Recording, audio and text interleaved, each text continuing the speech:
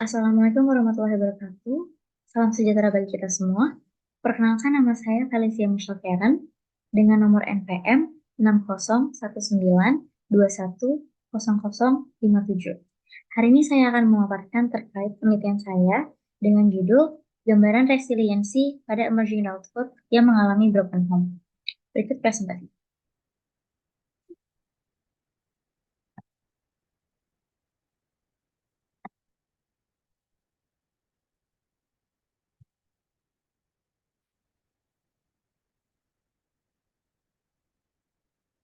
Pertama, latar belakang. Menurut Wangge dan Hartini 2013, keluarga merupakan lingkungan terkecil dan pertama bagi seseorang, dan menjadi tempat pertama atau lingkungan pertama yang memberikan bimbingan serta memenuhi kebutuhan hidup secara lahir maupun batin. Ketika kita mendengarkan kata keluarga, maka yang terlintas di pikiran kita adalah rasa harmonis, rasa kasih sayang, rasa aman, kerjasama, dan juga rasa hangat. Tetapi apakah kita pernah mendengar bahwa di dalam setiap keluarga memiliki masalah masing-masing? Di dalam setiap keluarga memiliki anggota yaitu ayah, ibu, dan anak. Dan masing-masingnya memiliki peran serta fungsi untuk keluarga. Dan apabila salah satu dari mereka tidak ada, maka peran dan fungsi akan tidak seimbang. Dan peran untuk keluarga pun tidak seimbang. Bisa dilihat pada diagram di samping, jumlah kasus perceraian yang ada di Indonesia pada tahun 2017 sampai dengan 2022 meningkat pada tahun 2022. Menurut Phyllis 2015, broken home dapat diartikan sebagai keluarga yang retak, yaitu kondisi hilangnya perhatian keluarga atau kurangnya kasih sayang dari orang tua yang disebabkan oleh beberapa hal, seperti perceraian, sehingga anak hanya tinggal bersama satu orang tua kandung saja. Lalu apa sih dampak yang diberikan kepada anak? Dampak yang diberikan adalah sulit bergaul, kekurangan bentuk cinta, membenci orang tua, adanya pemberontakan, juga cenderung mengalami stres, depresi, dan juga kecemasan. Dampak ini akan terus mengikuti anak seiring berjalannya waktu dan perkembangan mereka, mulai dari remaja, lalu ada masa transisi, dan juga dewasa. Pada masa transisi dari remaja dan juga ke dewasa disebut emerging adulthood. Menurut Arnett, emerging adulthood itu adalah masa transisi antara remaja ke dewasa muda. Setelah itu lalu muncul dewasa abadi yang berkisar usia 18 sampai dengan 29 tahun. Penelitian terdahulu dengan judul studi deskriptif mengenai resiliensi pada remaja broken home di komunitas Hold On di Bandung yang dilakukan oleh Rizkyani dan Susandari 2018 menyatakan bahwa dari 10 subjek yang ada di dalam komunitas tersebut, mayoritas memiliki resiliensi yang rendah, yang dimana mereka semua berasal dari keluarga yang broken home. Lalu peneliti melakukan preliminary study dengan melakukan wawancara oleh subjek wanita yang berusia 22 tahun dengan inisial L dengan gambaran broken home yaitu keluarga yang tidak harmonis dan adanya kekerasan di dalam rumah tangga tersebut semenjak L duduk di bangku SD. Banyak sekali masalah yang dihadapi dan mempengaruhi sampai pada usianya sekarang, yaitu emerging adulthood. Sampai sekarang, L belum bisa menerima kondisi perceraian ataupun kondisi di mana rasa tidak harmonis pada keluarga L.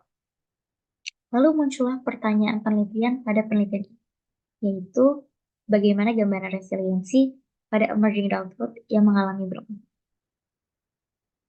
Adapun tujuan dari penelitian ini, yaitu memperoleh gambaran resiliensi pada emerging adulthood yang mengalami broken home dan juga memberikan pengetahuan pentingnya resiliensi pada emerging adulthood. Dengan berlandaskan teori resiliensi dan emerging adulthood, peneliti memakai teori resiliensi dari Connor Davidson 2003 dengan definisi yaitu kemampuan seseorang untuk mengatasi kecemasan, stres, reaksi terhadap stres, dan bahkan depresi. Lalu Connor Davidson juga memunculkan 5 aspek resiliensi yaitu personal competence, trust in one's instinct, positive acceptance of change and secure relationship, control and spiritual influence. Adapun definisi dari emerging adulthood yang dikemukakan oleh Arnett 2006, yaitu masa transisi antara masa remaja ke dewasa, lalu muncul pada dewasa abadi. Dengan usia 18 sampai dengan 29 tahun, Arnett memperkenalkan teori ini, teori masa dewasa yang baru muncul untuk menggambarkan periode perkembangan yang diperpanjang antara masa remaja dan dewasa muda. Dengan 5 dimensi emerging adulthood, yaitu identity exploration, instability, self-focus, feeling in between, possibilities, or optimism. Metode yang digunakan pada penelitian ini menggunakan metode penelitian kualitatif dengan tipe generik. Dengan menggunakan metode non-probability atau non-random purpose sampling untuk pengambilan sampel. Dengan kriteria usia subjek minimal 18 sampai dengan 29 tahun, saat ini bekerja ataupun kuliah, pria maupun wanita, subjek yang saat ini mengalami broken home, dan subjek bersedia untuk mengisi pernyataan tertulis, yaitu yang tertuang dalam informed consent. Teknik penggalian data yang digunakan pada penelitian ini menggunakan wawancara dengan subjek penelitian, dengan instrumen penelitiannya yaitu wawancara. Adapun teknik keabsahan data yang digunakan pada penelitian ini yaitu menggunakan triangulasi data dengan mewawancara significant others atau orang terdekat atau teman terdekat ataupun keluarga dari informan yang menjadi sumber data penelitian ini. Adapun hasil penelitian dari penelitian ini yaitu dengan melakukan wawancara ketiga informan, maka yang dihasilkan adalah informan 1, MS, memiliki 5 dari 5 resiliensi yaitu personal competence, mampu untuk terus berjalan dan melanjutkan hidup meski standar tinggi akan menjadi pribadi yang baik meski tanpa bimbingan peran dan sosok ayah. Lalu memiliki trust in one instinct, yaitu MS selalu tenang dalam mengambil keputusan dan memiliki coping stress. MS juga memiliki positive acceptance, yaitu menganggap bahaya dalam hidup pasti ada masalah. Namun dia bisa melaluinya dengan baik. Lalu ada aspek control dan juga aspek spiritual influence.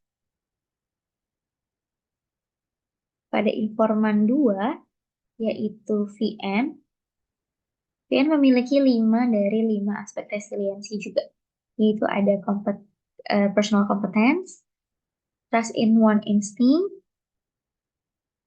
positive acceptance of change and secure relationship, lalu ada aspek control dan juga spiritual influence. Pada informan yang ketiga, yaitu JR, memiliki 3 dari 5 aspek resiliensi Connor Davidson ini, yaitu JR hanya memiliki positive acceptance of change and secure relationship, lalu ada control dan juga ada spiritual influence.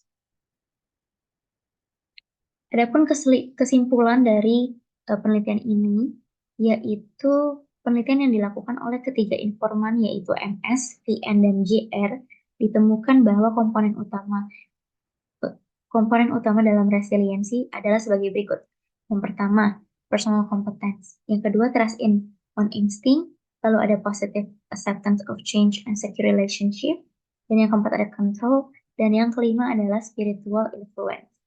Dari hasil analisis disimpulkan bahwa pengalaman setiap informan dalam memperlakukan dirinya selama mengetahui perceraian orang tua sejak